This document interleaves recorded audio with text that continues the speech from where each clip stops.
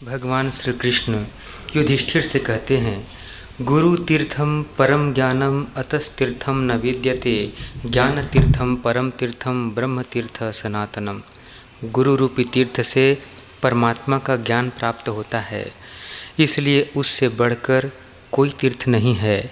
ज्ञान तीर्थ सर्वश्रेष्ठ तीर्थ है और ब्रह्म तीर्थ सनातन है। कोई मान करे या अपमान, पूजा करे या तिरस्कार, अथवा गाली दे या डांट बतावे, इन सभी परिस्थितियों में जो क्षमाशील बना रहता है वह तीर्थ कहलाता है। आत्मा नदी भारत पुण्य तीर्थम, आत्मा तीर्थम सर्व तीर्थ प्रधानम। राजन, आत्मरूप नदी परम पावन तीर्थ है, यह सब तीर्थों में प्रधान है। आत्मा को सदा यज्ञ रूप माना गया है। स्वर्ग मोक्ष सब आत्मा के ही अधीन हैं। जो सदाचार के पालन से अत्यंत निर्मल हो गया है, सत्य और क्षमा के द्वारा जिसमें अतुलनीय शीतलता आ गई है, ऐसे ज्ञान रूपी जल में निरंतर स्नान करने वाले पुरुष को केवल पानी से भरे हुए तीर्थ की क्या आवश्यकता। युधिष्ठिर ने कहा, देवश्रेष्ठ भगवन, मैं आपका भक्त हूँ। अब मुझे कोई ऐसा प्रायश्चित बतलाइए जो करने में सरल और समस्त पापों का नाश करने वाला हो। श्री भगवान बोले, राजन, पिबेत तु पंचगव्यम यह पौर्णमास्यामुपोष्यतु तस्य नश्यति तत्पापम यत् पापम पूर्व संचितम। जो पूर्णिमा को उपवास करके उसके पूर्व संचित पाप नष्ट हो जाते हैं। पूर्व संचित पाप नष्ट होते ही आनंद उसी समय आने लगेगा। जब भी आनंद आए तो समझो पाप नष्ट हुए और पुण्य का फंगा फूटा है। समझो हमने भगवान को देखा, मंदिर में गए, आनंद आया, अथवा संत को देखा, आनंद आया, अथवा संत ने हमको अंगूठा दिखा दिया तो बोले, लो इतने बड़े संत हो के अभी भी बचकानी नहीं गई। ऐसा तो कोई होता है? तो समझो पाप फोर्स कर रहा है। दुख हुआ किसी बात का तो पाप का ही फल है, दुखाकार वृत्ति पैदा कर देगा। अगर यूँ दिखा दिया कि देखो कैसे निर्दोष है बालक की, नहीं अभी भी देखो यूँ कर रहे हैं, हमारी खुशी प्रसन्नता देने के लिए देखो कैसा गए अंगूठा दिखा दिया, मेरे को ऐसा कर दिया। तो जहाँ सुखद वृत्ति पैदा हो वहाँ पुण्य वृत्ति, पुण्य का प्रभाव है, और जहाँ दुखद वृत्ति पैदा हो वहाँ पाप का प्रभाव है। तो कोई मर जाता है तो बोले, हाँ तो मोह तो पाप है ना, मोह सकल व्याधि न कर मूला। मोह के कारण रोते दुख होता है। नहीं तो ऐसे ऐसे लोग हुए हैं कि जिनके बच्चों की मृत्यु हो गई और बोले कीर्तन चालू रखो, उसका बाद में करेंगे। ऐसे भी है। बच्चे का एक्सीडेंट हो गया, बोले जिंदा है कि मर गया है?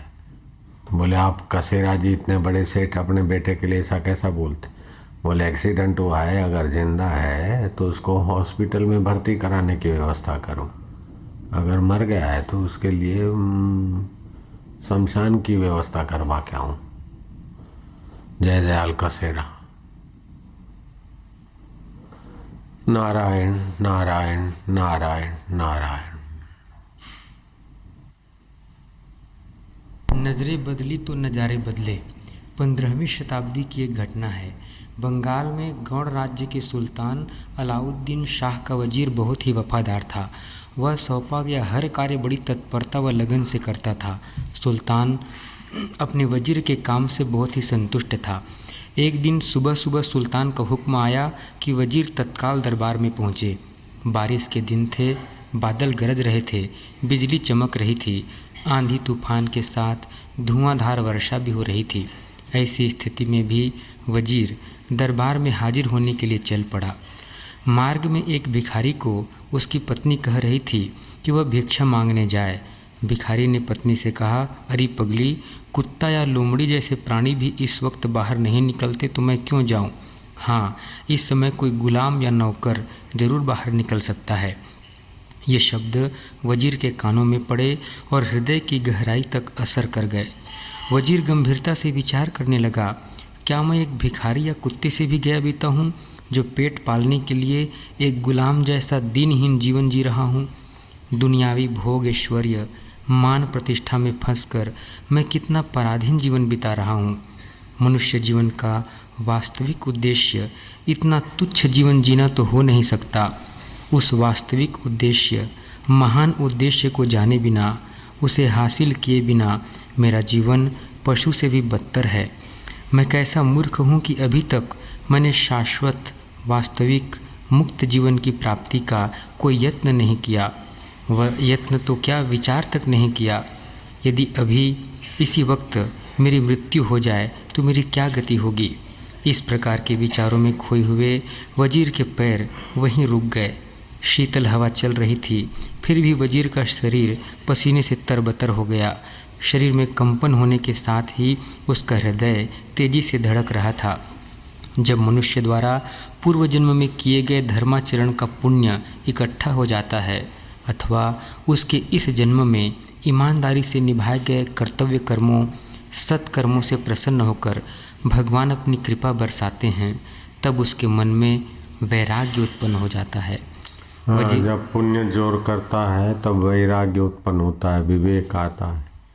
पाप जोर उत्पन्न करता है तो आसक्ति बढ़ती है, राग बढ़ता है, चिंता बढ़ती है, दुख बढ़ता है।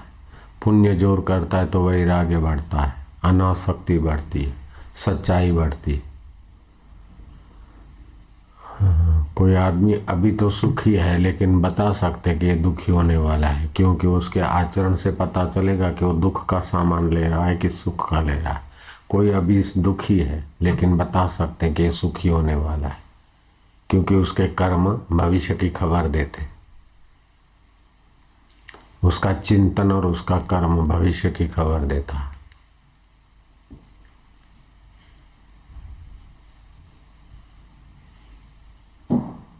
वजीर ने दृढ़ निश्चय किया, अब शेष जीवन में गुलाम या नौकर बनकर नहीं, अपितु भगवान का भक्त बनकर भगवत भक्ति तथा आत्मचिंतन में ही बिताऊंगा। वजीर ने तत्काल अपने पद से इस्तीफा दे दिया और ईश्वरोन्मुख जीवन जीने लगा।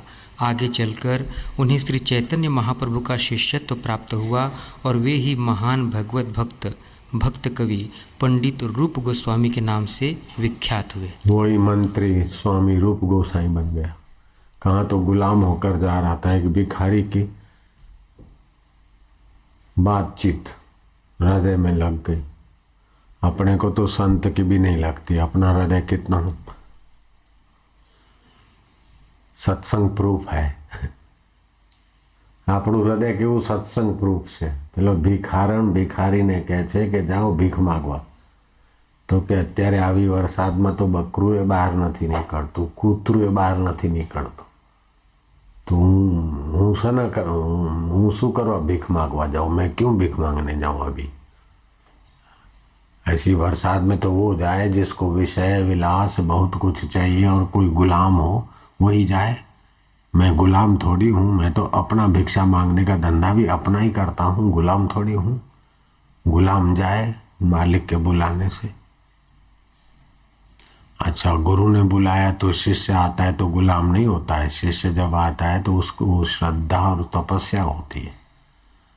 जैसे हमको कोई गुरु का संकेत होता था और हम कठिनाई में भी चल देते तो वो गुलामी नहीं होती थी, वो तो स्वयं स्वीकार किया हुआ सेवा का महत्व होता है।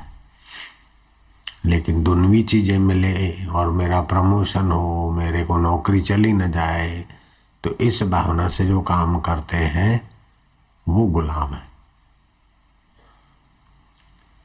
जो संसार को पाने के लिए तत्पर हैं वो गुलाम हो जाते हैं। जो ईश्वर को पाने के लिए कुछ भी तत्पर करे वो उनको तो तपस्या हो जाती। तो भिखारन को सुनाता है भिखारी, और मंत्री ने सुन लिया और मंत्री के पैर डगमगाए और सोचा कि आयुष्य नष्ट हो रही है, कितना भी शरीर को खिलाओ पिलाओ घुमाओ वाह वाह कराओ, ये शरीर तो मर जाएगा, ईश्वर प्राप्ति क्यों न करे।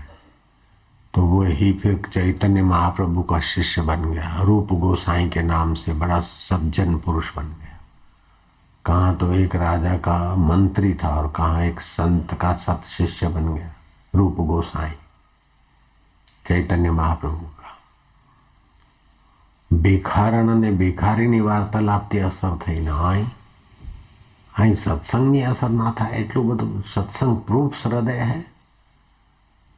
मेरे को तो आज दोपहर को कहीं एकांत में जाने का तो पहले से ही था, कल रात को ही जाने का था, लेकिन फिर देर हो गई तो सोचा सुबह जाएंगे। तो सुबह जाने के विचार में चलो फिर ऐसे बैठ गए कि उठने की इच्छा नहीं हुई। तो अभी भी सोचा कि संध्या यहीं कर ले ध्यान में। फिर सोचा कि कोई दूर से आए होंगे और हम नहीं जाएंगे तो दूसरे दिन भी लोगों को लगेगा बापू है कि नहीं, चलो जाके आते। वशिष्ठ महाराज ने राम जी को सत्संग सुनाया तो राम जी जो प्रश्न कर सकते हैं वो साधारण आदमी तो नहीं कर सकता है, और उसका उत्तर जो वशिष्ठ जी दे सकते वो दूसरे की ताकत नहीं है। तो भगवान राम ने सवाल कर दिया कि प्रभु शरीर का खुराक तो अन्न है, अन्न फल जल आदि, और वो शरीर अपना नहीं है, वो तो मर जाएगा। तो अपना खुराक क्या है? बाप रे कैसा सुंदर प्रश्न है। अपन तो आत्मा है, नित्य है, और शरीर अनात्मा है, जड़ है, अनित्य है, प्रकृति का है, और हम चैतन्य है, पुरुष के हैं, परमात्मा का सनातन अंश है। तो शरीर का खुराक तो अन्न जल फल आदि है, इसको तो दिन रात गद्दार को खिलाते हैं, और ये कितना भी खिलाओ पिलाओ फिर भी इतना बेवफा है कि कभी खांसी तो कभी बुखार तो कभी ये तो कभी गड़पण, तो इस आखिर मरो शमशान में कूटी बाळो लो। પછી એમ ના કે કાંતિ જાય છે કે મરદું જાય છે, લે દિલીપ જાય છે કે નહીં, આ તો મરદું જાય છે, અને હાડકા ઓળખાય ને કે આ કાંતિના છે કે દિલીપના છે, અને ઘરે આવવા ના દે કે અપશુકન થાય। ઘર બાંધ્યું છે આપણે, કેટલાક કોષ का બાળા કરીને ઘર બાંધ્યું છે, ઘરમાં આપણા હાડકા ના મુકાય। લો हाँ 2-5 વર્ષ 10 વર્ષમાં આવું થઈ જવાનું। तो भी आ सत्संग प्रूफ हृदय થયું કે બાપુ આમ વાટ જુએ, કોઈ આવે તો હું આપી દઉં, પણ કોઈ મળતા જ નથી। कोई पात्र मिले तो मैं दे डालूं, मेरे पास तो बहुत खजाना है गुरु जी का। सबकी इच्छा तो है, लेकिन इच्छा गर्भवती रहती है, बिना गर्भ की इच्छा नहीं होती। तो इच्छा के गर्भ में पुत्र है, परिवार है, धन है, संसार है, कि इच्छा के गर्भ में भगवत प्राप्ति है। अगर इच्छा के गर्भ में भगवत प्राप्ति है तो उसको भगवत प्राप्ति की प्यास को बढ़ा दो तो इच्छा का पेट फाड़ के भगवान प्रकट हो जाएंगे हृदय में। गुरु के हृदय से भी उछल कर वो 2 वचन निकल जाएंगे, दृष्टि निकल जाएगी, काम बन जाएगा। मेरे गुरुदेव के पास बहुत लोग आते थे तो वो तो देना चाहते थे, लेकिन जिसके हृदय में तीव्र इच्छा होती उसी के लिए गुरु जी का विशेष कृपा उभरती है। तो आचरण भी देखते कि कितना तीव्र इच्छा है, कितना समर्पण है, कितना श्रद्धालु है, कितना गुरु को पटाने वाला हो, तो गुरु जान जाते हैं।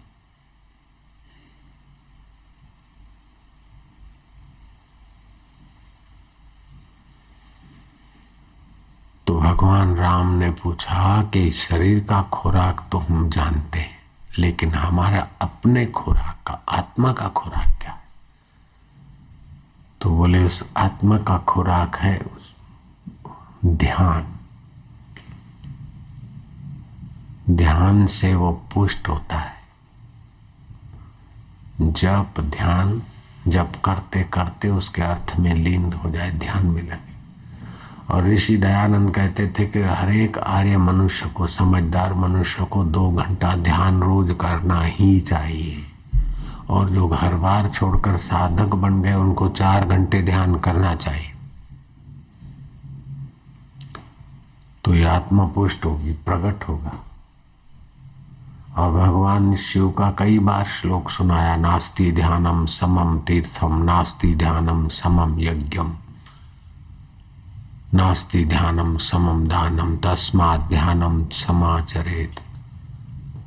श्री कृष्ण अर्जुन को युद्ध के मैदान में योग की, ध्यान की महिमा बताते। तो ध्यान का तो कितना महत्व है, लेकिन ही है दिन पूरा कर देंगे।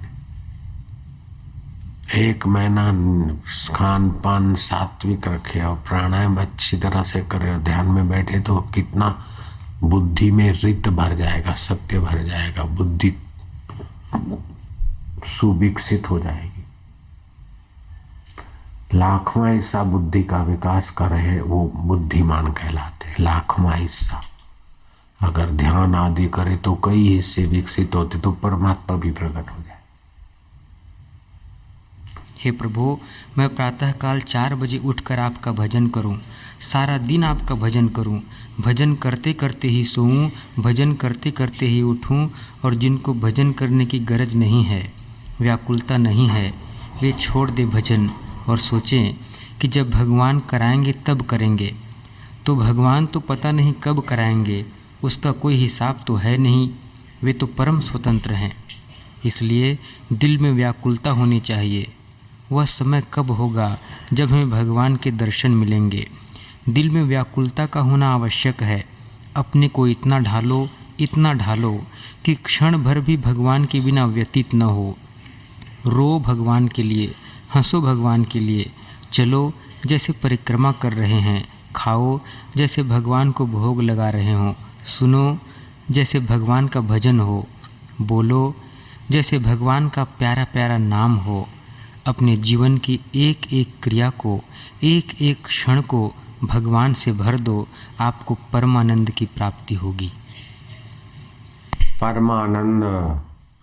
परमानंद उसको बोलते कि भगवान के दर्शन से परमानंद प्राप्त होता है, चला जाता है, लेकिन उस समय थोड़ी झलक आती है।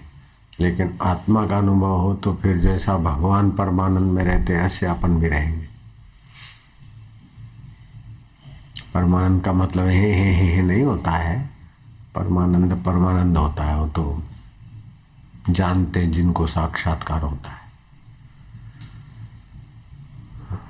नए को परमानंद की जरा मजा ज्यादा आ जाएगी, पुराना हो जाएगा तो जैसे नया दारूडिया जरा उछल कूद करता है, पुराना बचा लेता है। ऐसा परमानंद, परम आनंद को परमानंद बोलते हैं।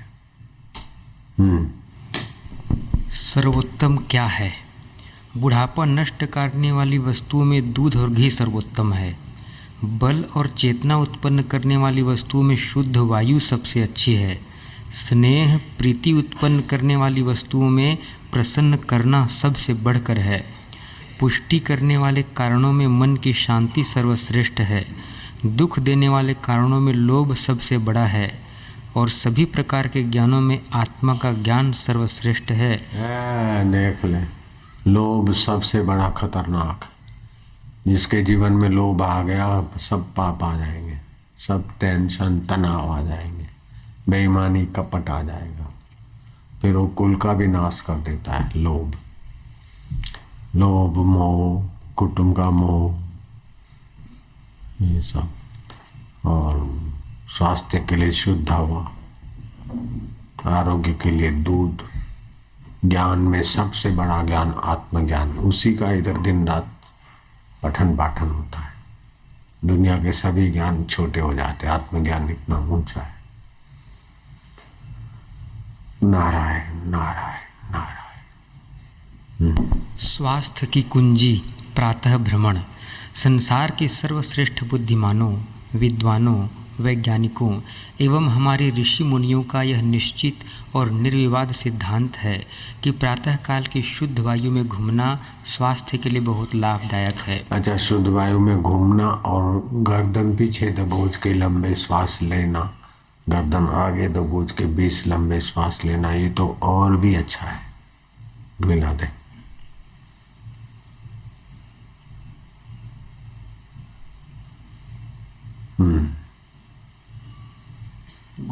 समय सपाटे के साथ तेजी से चलना चाहिए। प्रातः सैर करने से आयु, बल, बुद्धि बढ़ते हैं। कब्ज और मंदाग्नि के रोगियों सभी के लिए स्वास्थ्यप्रद, बलप्रद, सात्विकतावर्धक यह प्रयोग आपके लिए तो विशेष लाभप्रद है। प्रातःकाल भ्रमण हमारे ऋषि मुनियों के काल से चली आ रही परंपरा है। अपने पूज्य बापू जी भी नित्य प्रातः एवं सायं भ्रमण करते हैं। हम सभी को उनसे प्रेरणा लेकर इस निःशुल्क स्वास्थ्य की कुंजी का लाभ अवश्य उठाना चाहिए। शहरों में रहने वालों के लिए शुद्ध हवा प्राप्त करने का प्रातः भ्रमण ही तो एकमात्र साधन है। बाद में तो हवा में प्रदूषण बढ़ता जाता है। वैसे दिन के अन्य समय में किसी दिशा की हवा लाभदायक तो किसी दिशा की हवा हानिकारक मानी गई है, परंतु प्रातः ब्रह्म मुहूर्त में सभी दिशाओं की हवा निर्दोष एवं लाभप्रद ही होती है।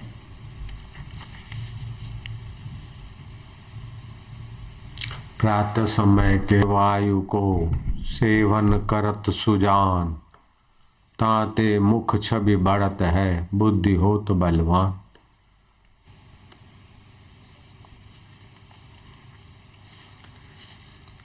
पंचदशी में एक दृष्टांत है। एक राजा गुरु के पास ज्ञान प्राप्त करने गया। गुरु जी ने पूछा, तुम्हारी आसक्ति कहाँ है? राजा बोला, रानी में है। गुरु जी ने कहा, तुम रानी का ध्यान करो। जब राजा रानी का ध्यान करने लगा तब गुरु जी ने पूछा, रानी क्या है? राजा ने रानी के रूप, श्रृंगार आदि का वर्णन किया। गुरु ने कहा, यह तो पंचभूत है, इसे छोड़ो। उसमें जो जीवन तत्व है वह रानी है। राजा बोला, हाँ, प्राण रानी है। गुरु जी ने कहा, प्राण तो वायु है, उसमें जो प्रेम है वह रानी है। राजा बोला, ठीक है, उसमें जो प्रेम भरा मन है वह रानी है। गुरु जी, यह ठीक नहीं है, उसमें जो ज्ञान है वह रानी है। राजा बोला, ठीक है। सुनो, ये ठीक नहीं, यहाँ तक पहुँच गए, अब आगे बढ़ो। यह ठीक नहीं, यहाँ तक तो समझ गए, अब थोड़ा और गहरे में जाओ।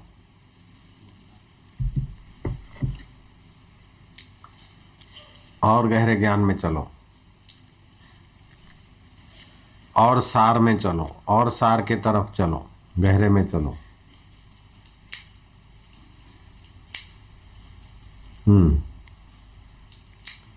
गुरु बोले, तुम अब भी नहीं समझे, उसमें जो आनंद है वह रानी है। राजा बोला, ओह, मुझे उससे जो सुख मिलता है वही रानी है। गुरुजी बोले, उसमें जो अखंड सत्ता, ज्ञान एवं आनंद है वह रानी है, वही तुम हो। तुमने अपने विषय में अब तक विचार ही नहीं किया।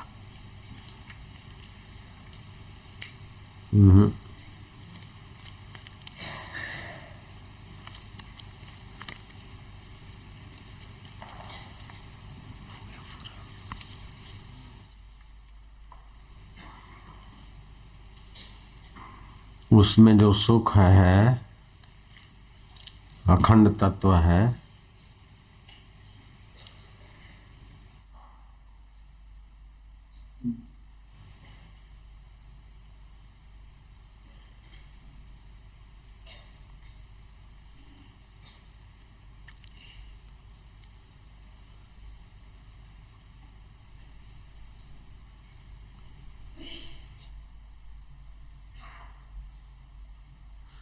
नहीं, जो सुख है अखंड तत्व है, जो सुख है अखंड तत्व है, वो तुम्हारा आत्मा है। उस अपने आत्मा के विषय में विचार नहीं किया। जैसे कुत्ता हड्डी चबाता है अपने मसूड़े के रक्त के स्वाद से, हड्डी में आरोपित करता है, ऐसे ही पुरुष स्त्री एक दूसरे में सुख का आरोप करते हैं। सुख अपने अखंड तत्व का होता है।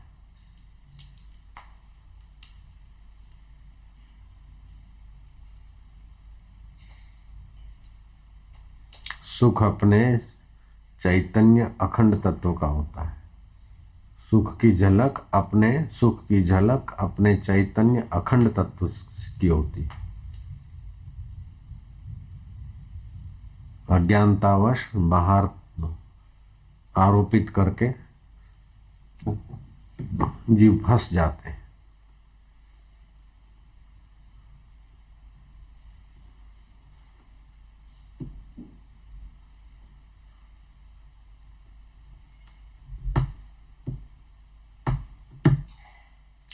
अब दिए में सुख नहीं है, पतंगिया आरोपित करता कि यहाँ सुख है, तो अपने आरोप से फिर सुख का थोड़ी मजा आती है और फिर बदले में जलता है, मरता है।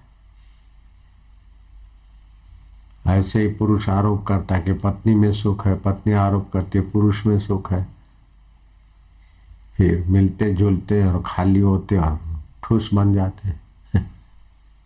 और क्या होता है, धोखा ही धोखा खाते और क्या है।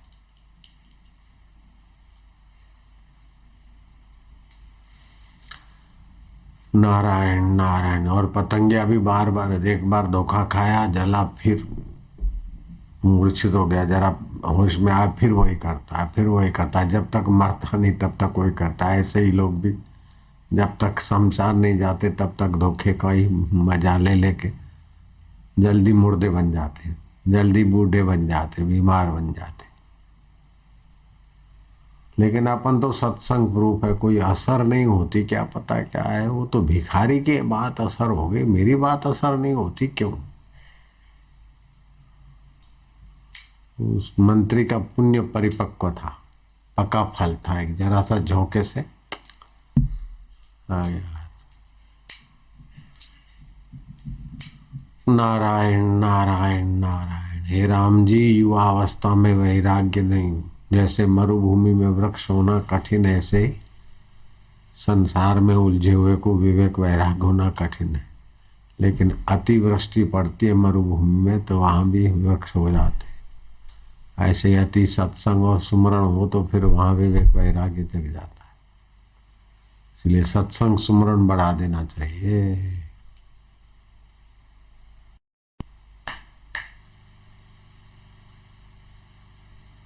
स्वातंत्र्य का मार्ग। इंद्रियों पर और मन पर विजय पाने की चेष्टा करो। अपनी कमजोरियों से सावधान रहो। धीरज के साथ परमात्मा पर भरोसा रखकर इंद्रियों को विषयों की ओर जाने से रोको। मन को प्रभु चिंतन या सत चिंतन के कार्य में रोककर उसे कुविषयों के चिंतन से हटाओ।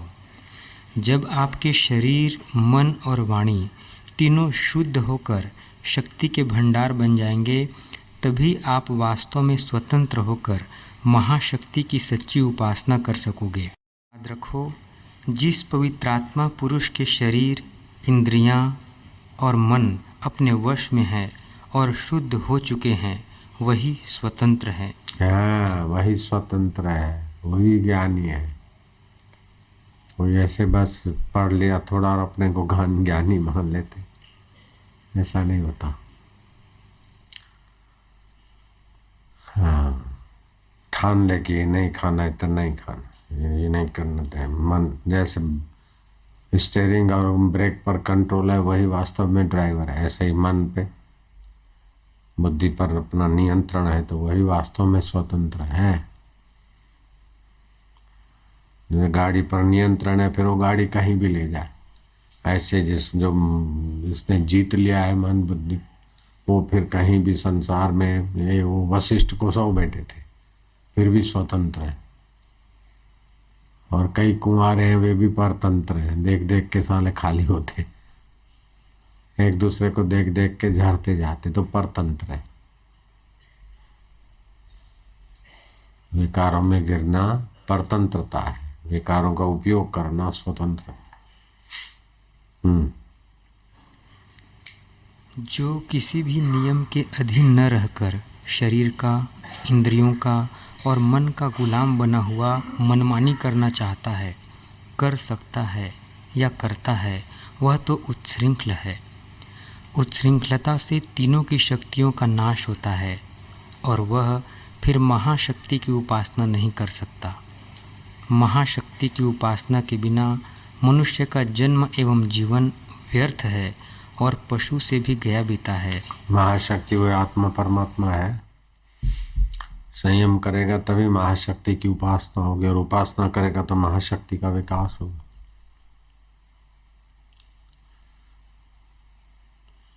चटोरापन से तो काम नहीं चलेगा।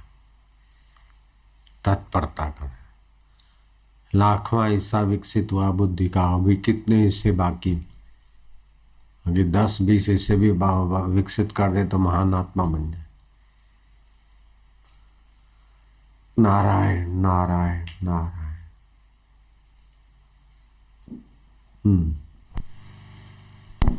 हे राम जी, आत्मदेव की पूजा सुनो।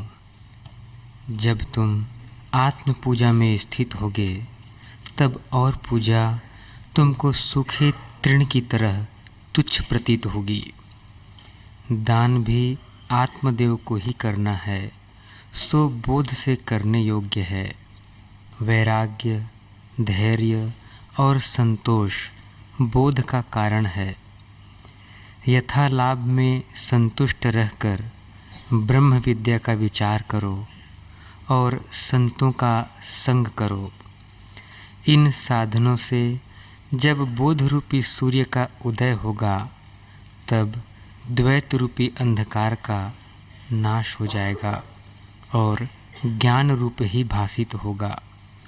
फिर जो ज्ञान उपजा है वह भी शांत हो जाएगा। इससे उसी देव की पूजा करो जिससे आत्म पद को पाओ। उसी आत्मदेव की पूजा करो जिससे आत्म पद पाओ। आत्मदेव की पूजा से और पूजाएं सब सूखे तिनके जैसी लगेगी। वो मंदिरों में इधर उधर पूजा करते, क्या क्या करते, वो सब जब तक आत्मदेव की पूजा का तरीका नहीं मिला तब तक केजी में घूमते हैं बेचारे। 5 साल का बच्चा 3 साल का हो केजी में रहे, 5 साल का हो केजी में रहे, कोई हरकत नहीं। लेकिन 80 साल के बूढ़े भी केजी में ही पढ़े थे, कैसा है? पहली क्लास में ही पढ़े, बाल मंदिर में ही पढ़े रहते, कैसा है? गुरु के बिना सब ऐसे ही बेचारे सारी उम्र उसी बाहर की पूजा में ही लगे। आत्मदेव की पूजा करो तो बाहर की पूजा सूखे तिनके की नहीं लगेगी। वशिष्ठ जी बोलते। ये कर्मकांडी लोगों को समझ में नहीं आता।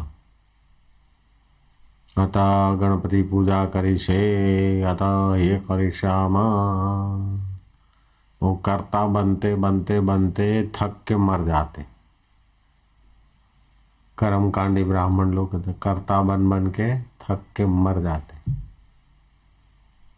अकर्तृत्वम अभोक्तृत्वम स्वात्मनम मन्यते यदा। अष्टावक्र कहते हैं अकर्ता अभोक्ता अपने आत्मा को जब मानेगा तो सारे कर्म बंधन छूट जाते। ओम ओम नारायण नारायण नारायण।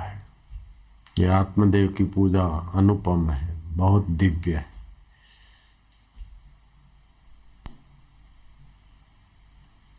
संसार के लिए इतनी मजूरी करते, खाली 2 घंटे रोज ध्यान करे तब भी संसार तो पीछे पीछे आप। ये आत्मदेव की ऐसी पूजा है दिव्य। ओम ओम ओम।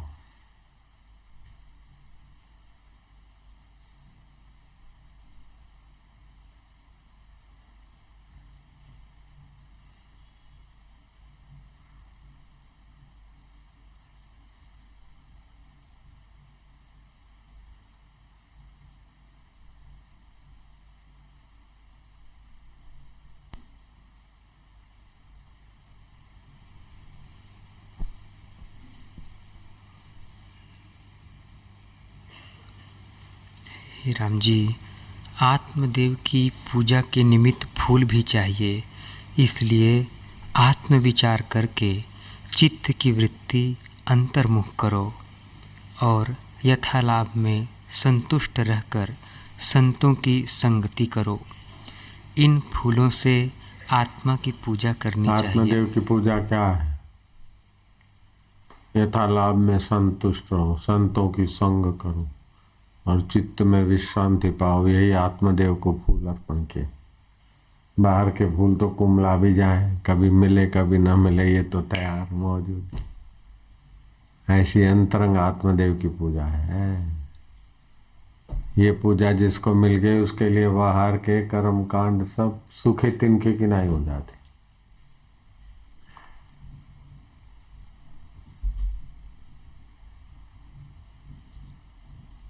शुद्ध हृदय, विवेक, विचार संतों का सुन, भगवान नाम सुन। ओम ओम नारायण नारायण।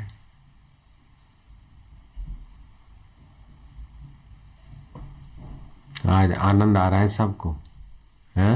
हाँ, ये आत्मदेव की पूजा देख ले।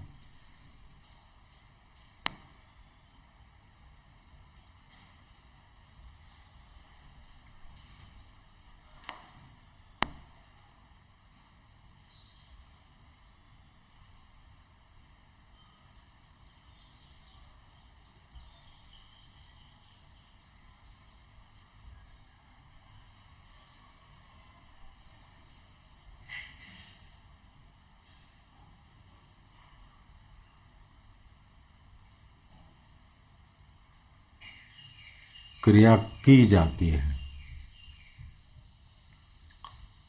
कमाना, खाना, लेना देना, कुछ पाने के लिए कर्म किए जाते हैं।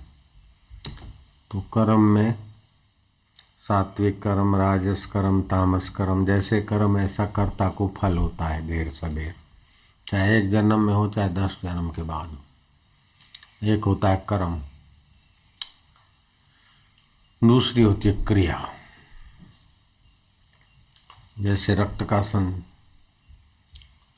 भ्रमण हो रहा है, श्वासोश्वास चल रहा है, आँख के पलकारे गिर रहे और स्वाभाविक क्रिया हो रही है, उसमें कर्तृत्व अभिमान नहीं,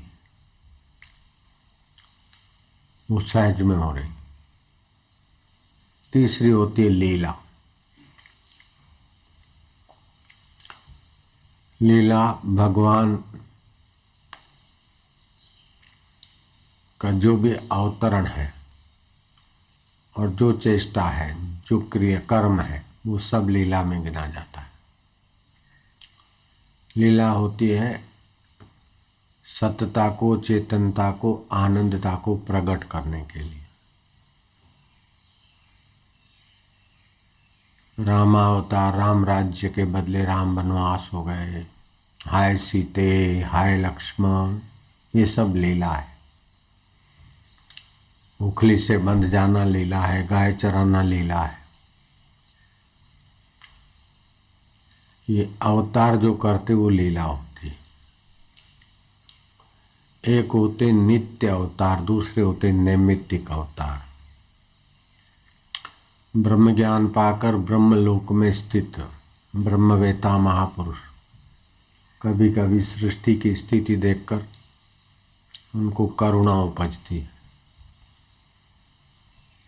तो चलो फिर इन विचारों को जरा ठीक ऊंचे रास्ते लगा दें, अथवा तो बहुत कुछ विकृतियां बढ़ जाती है, बहुतों हृदयों की पुकार होती है और पृथ्वी गौ का रूप ले जाकर भगवान को प्रार्थना करते, तो जो आते भगवान होता है नैमित्तिक अवतार। कंस का निमित्त लेकर कृष्ण आए, रावण का निमित्त लेकर राम आए, प्रहलाद का निमित्त लेकर नरसिंह आए, बलि का निमित्त लेकर वामन प्रगटे। वो नैमित्तिक अवतार होता है। तो जिस ब्रह्म परमात्मा में भगवान अकर्ता अभोक्ता है, उसी ब्रह्म परमात्मा में ज्ञानी महापुरुष भी होते हैं। वो ज्ञानी भी दो प्रकार के होते हैं, एक तो जीवन मुक्त होकर ब्रह्म में विलय हो, दूसरे ब्रह्म चिंतन करते करते ब्रह्मलोक तक की यात्रा में, फिर ब्रह्मा जी जब मुक्त होंगे तब। तो वो ब्रह्मलोक निवासी जो ब्रह्मवेता महापुरुष है, वो दया करके जब आते हैं तो वो होता है कारक पुरुष अवतार। तो उनके द्वारा भी प्रकृति में कभी आश्चर्य हो जाए, चमत्कार हो जाए, ऐसी लीलाएं होती। चमत्कार तो कई तरीकों से होता है। योग सिद्ध महापुरुष भी चमत्कार करते हैं, तपस्वी भी चमत्कार करते हैं, धूतारे भी चमत्कार दिखा देते हैं, धूर्त लोग, वो अलग बात है। भगवान की भक्ति के तो भगवान की कृपा से भी चमत्कार होता है। नामदेव ने आंसू बहाए कि मेरी दी सिद्धियों का पानी तुमको कैसे पिलाऊंगा, तुम्ही को तो प्यास लगी है, माजा विठ्ठला माजा पांडुरंगा। तो भाव में आए तो 2 आंसू कुएं में गिर और कुआं भर गया और नामदेव ने चुल्लू भर के भगवान को भोग लगाया। ज्ञानेश्वर योग बल से कुएं में गए और पानी ले आके बोले लो ठाकुर जी को पिलाओ। तो बोले तुम्हारी सिद्धि के बल का मैं मेरे ठाकुर जी को क्यों पिलाऊं, मेरे ठाकुर जी क्या समर्थ नहीं है क्या, माजा विठ्ठला तुमको सिद्धि के बल का पानी क्यों पिलाऊं मैं, तुम सब कुछ करने में समर्थ है। ऐसे भाव में आ गए तो भक्त की भावना से चमत्कार होता है। भावना शुद्ध हो, तीव्र हो तो चमत्कार का मतलब है कार्य कारण नियम से भी पर कुछ घटना घट जाए। अनुकरण आज है, अनुकरण आज है, अनुकरण आज। जैसे शिवाजी महाराज दोपहर को समर्थ रामदास से आज्ञा लेके जा रहे थे तो रामदास ने कहा अब कब जाओगे, कब पहुंचोगे, भोजन करके जाओ। बोले गुरुजी मैं अकेला तो नहीं हूँ, सारा झमेला है, सारा झमेला है, मेरे साथ इतने लोग हैं। अरे बोले कोई बात नहीं, ये पहाड़ है ना, वहां से पत्थर हटा देना, अंदर जाएगा, सब व्यंजन तैयार मिलेंगे, सब खा लेंगे, नहीं छूटेगा। खाते गए खाते गए खाते गए, आश्चर्य हुआ। तो अब कार्य कारण का नियम कौन कौन लाया रसोईया और कौन किसने पकाया, किसने गर्मा गर्म रखा। फिर बोले गुरुजी ये कैसा, तुकाराम को पूछना। तो तुकाराम ने भी ऐसा दिखा दिया। भरद्वाज के आश्रम में भरत जी को भी ऐसा मिला, राम जी को वापस लौटाने जा रहे थे तो राजा अकबर के दरबार में तानसेन था और तानसेन के संपर्क में अकबर ने ये बात सुनी कि हमारे गुरु जी हैं हरिदास महाराज। बोले एक बार हरिदास महाराज के दर्शन कराओ, वो कैसा गाते। बोले वो तो उनकी बात निराली। तो हरिदास महाराज के दर्शन किए और हरिदास महाराज का भजन सुनकर अकबर धन्य धन्य हो गया। हरिदास महाराज के गुरु थे सच्चिदानंद महाराज। वो कहीं जंगल में गए थे तो दूसरा भी एक साथी था विद्वान पढ़ाने वाला, उलझ गए, भूखे प्यासे मंदिर में पड़े रहे। तो एकाएक देखा कि एक दोने में 5 पेड़े, तानसेन के दादा गुरु। अब देखा 2 आदमी 5 पेड़ों से क्या होगा। तो मंदिर के ऊपर से आवाज आई, खा लो, चिंता मत करो, नहीं छूटेगा। वो 5 पेड़े खाते गए, लेकिन 5 पेड़े के 5 पेड़े दोने में। फिर वाराणसी गए और वहाँ छात्रों में बांटे, फिर भी 5 पेड़े दोने में, 5 के 5 देते जाओ, फिर 5 होते जाए। जितना बांटना था बांट बांट के थके, आखिर थके तो माफी मांग के गंगा जी में प्रवाहित कर दिया। तो ऐसी जो कार्य कारण को लात मार दे, ऐसी जो व्यवस्था है, जैसे नामदेव गोदावरी में गए और मुट्ठी भर के ले आए, बोलो तुम्हारा कौन सा पारस है, जिस पत्थर को लोहा लगाओ तो सोना बन जाए। तो इसको चमत्कार बोलते हैं। तो ईश्वर की सत्ता से ईश्वर भी करते हैं और कारक पुरुषों के द्वारा भी प्रकृति ऐसी लीला कर देती। ये सब बताने के पीछे भावार्थ है कि मनुष्य में ये सारी योग्यताएं बीज रूप में छुपी है। जैसे सांदीपक के गुरु ने कहा सांदीपनी को कि तुम तो मेरा शिष्य है, इतना बुद्धि, इतना विद्वान नहीं है, इतना तीव्र विद्यार्थी नहीं, लेकिन गुरु भक्ति है, तो तुम गुरुकुल चलाओगे अपना, तो तुम तो मेरे शिष्य हो, लेकिन भगवान कृष्ण तुम्हारे शिष्य बनेंगे। तो भगवान को चेले का चेला बनाने की योग्यता भी मनुष्य में भगवान ने दी है। इसलिए मनुष्य अपनी सात्विक योग्यताओं का विकास करे। झूठ, कपट, बेईमानी, विलास और पाश्चात्यकरण से अपने हृदय को मलिन करके फिर पाश्चात्य के लोग तो बहुत बेचारे प्रेत योनि में और योनियों में भटक रहे। तो अपने को विदेशीकरण के प्रभाव से बचाकर अपना आध्यात्मिक जन्म सिद्ध अधिकार जो भारत में जन्मे है, खून में संस्कार है, राम नाम के, भगवान नाम के आदि के, उसका फायदा उठाकर धीरे धीरे अपनी शाश्वत प्रगति करनी चाहिए। धन, दौलत और कुर्सी से शाश्वत संबंध का, प्रगति का कोई संबंध नहीं है। कुर्सी कितनी भी बड़ी मिल जाए लेकिन वो प्रगति नश्वर है। धन कितना भी मिल जाए, स्वास्थ्य कितना भी बढ़िया हो जाए लेकिन प्रगति नश्वर है। शाश्वत प्रगति जीवात्मा अपनी कर सकता है। तो अपने कर्मों को, अपनी क्रिया को भगवत लीला के अनुकूल बना दो। तो जैसे शराबी दूसरे को शराबी बनाना चाहता है, ऐसे भगवत लीला दूसरे को भगवत सुख से संपन्न करना चाहती। तो जे भगवान ने गमे ते मारा थी था है। तो इसलिए सुबह उठकर सवारे उठीने थोड़ी बार भगवाननी प्रार्थना नहीं स्तुति करो। प्रार्थना में और स्तुति में फर्क है, समझ लेना। स्तुति में भगवान की महत्ता है और अपना प्रेम है, और प्रार्थना में अपनी इच्छा है, अपनी लघुता है और भगवान की सामर्थ्यता है। तो स्तुति में, प्रार्थना में ही फर्क है। ऐसे ही जप में और ध्यान में, जप करने से पांचों शरीर पर अच्छी असर पैदा होती है, 84 नाड़ियों पर। लेकिन जप करते करते उसके अर्थ में ध्यानस्थ हो जाए तो बुद्धि में परमात्मा सत्य भरता है, रितम भरा प्रज्ञा होती है। तो अपनी आध्यात्मिक शक्ति का विकास करना चाहिए। नहीं तो बाकी का कितना भी विकास किया, वो विकास के नाम पर अपने आपका तो विनाश ही है। जो शरीर छोड़ के मरना है उसका कितना नाम हुआ, उसको कितना एयर कंडीशन में रहने को मिला, कितनी गाड़ियां मिली, लेकिन समय का तो विनाश हुआ, अपनी योग्यता का तो विनाश हुआ।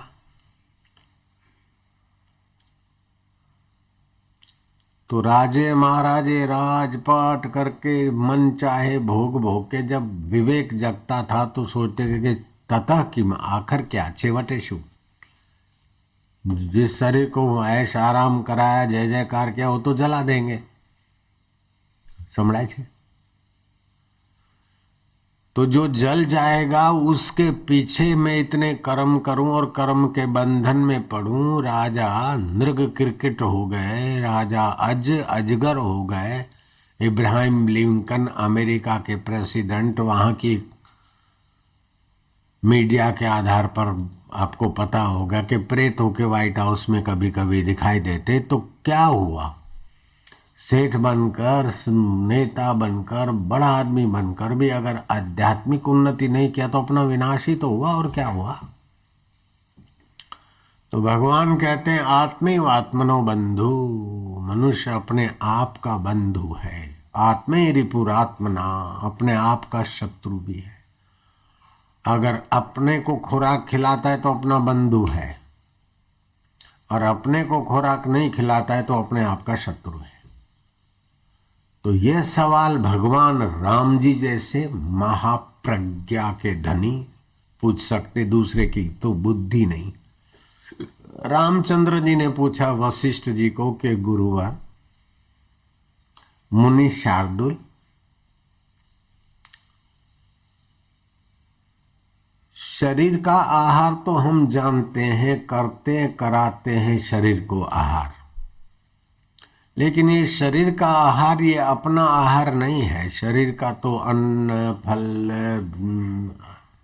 दूध, मक्खन आदि जो भी शरीर के भोजन को तो हम जानते हैं।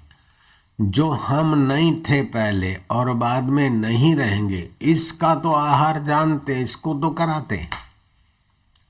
लेकिन हमारा खुराक क्या है गुरुदेव? कितनी ऊंची बुद्धि है, ऊंचा प्रश्न है। जो आप छोड़ जाएंगे वो आप नहीं है, ये पक्का कर लो, इससे बहुत लाभ होगा। जिसको छोड़ जाओगे ना, ये पूनम मोहन ये वो जो भी नाम रखे से, इसको आप छोड़ देंगे तो जो छोड़ देने वाला शरीर है उसको तो आहार कराते, उसका तो घर बनाते, कपड़े पहनाते, उसको तो सुबह से शाम तक उसकी मजूरी में लगे हैं, जिसको जला देना है, दफना देना है। लेकिन हमारे स्व का खुराक क्या है? हम स्व क्या है? बोले स्व हो आत्मा। जैसे मैं दुखी हूं, मैं सुखी हूं, मैं बच्चा हूं, मैं किशोर हूं, मैं कुमार हूं, मैं जुआन हूं, मैं बूढ़ा हूं, तो हूं तो वही का वही, और बाकी की अवस्था बदल गई। तो जो हूं जिस सत्ता से होता है वो आत्मा है। तुम अपने चैतन्य आत्मा है, जिसकी सत्ता से हाथ उठता है, हाथ जड़ है, चैतन्य तुम हो। मन के विचारों को जानने वाले तुम हो। तो उस आत्मदेव की उपासना करो, उस आत्मदेव की पूजा से और पूजाएं और उपासनाएं और उपलब्धि सूखे तिनके जैसी तुमको लगेगी। उस आत्मदेव का जो रस आएगा, जो वैभव आएगा, जो सामर्थ्य आएगा, वो तुम्हारे इस दुनिया के वैभव, सामर्थ्य और रस उसके आगे सूखे तिनके जैसे लगे।